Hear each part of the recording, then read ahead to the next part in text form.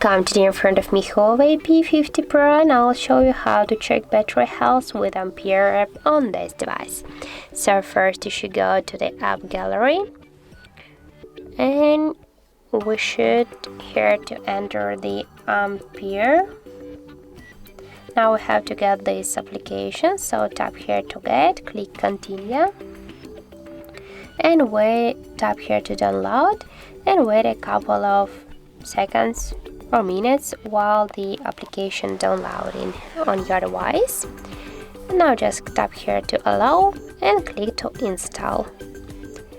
Wait a second, and as can you see here, we got the message that our application successfully installed on our device. And now we should just open the app.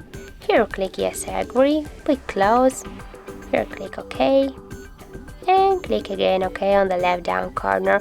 And as can you see here, we got the section with the health of our battery. In our case, that's good. Also, we got here another information about our battery's level, the model, capacity, temperature of our battery, and the Android version, or more other information about our device.